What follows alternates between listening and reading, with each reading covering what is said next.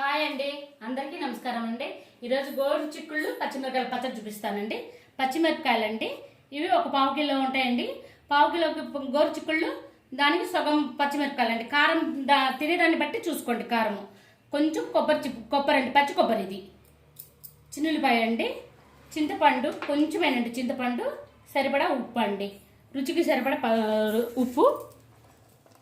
కచ్చా పచ్చగా మిక్సీ పట్టుకుందామండి. మెత్తటి పేస్ట్ కాకుండా కచ్చా పచ్చగా మిక్సీ పడదాం.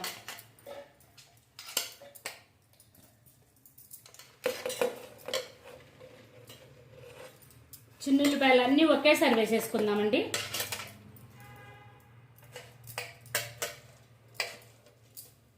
చింతపండు, రుచికి సరిపడా ఉప్పు అండి. ఇది మిక్సీ పట్టేసుకుందాం. ఇదిగో చూడండి, మిక్సీ వేసి పెట్టుకున్నాను. ఇది గినక రోట్లో గినక దంచుకుంటానండి కచ్చా పచ్చగా బాగా వస్తుందండి, చాలా బాగా వచ్చింది. ఇదిగోండి, బాండి పెట్టి ఆయిల్ వేసుకున్నాం. ఆయిల్ కాగిందండి. తాలింపు గింజలండి, తాలింపు గింజలు, ఎండుమిరపాయ, కరివేపాకండి.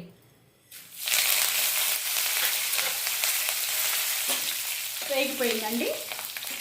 మనం మిక్సీ వేసుకున్నది వేసుకున్నానండి.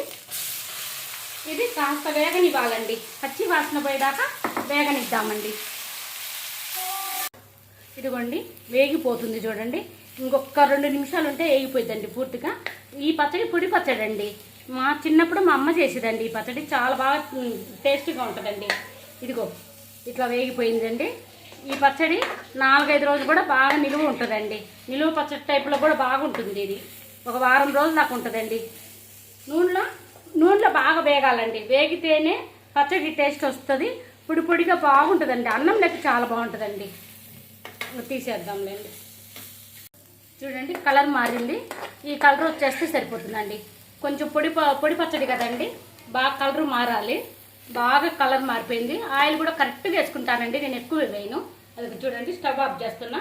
బౌల్కి తీసుకుందామండి. ఇంకా గోరు చిక్కుళ్ళు పచ్చిమిరకాయల పచ్చడి అండి, పొడి పచ్చడి అండి, చాలా బాగుంటుందండి. చపాతీలలో బాగుంటుంది, అన్నంలో బాగుంటుందండి. ఒక్కసారి ట్రై చేయండి, చేసి రుచి చూసి చెప్పండి. నచ్చితే లైక్ చేయండి.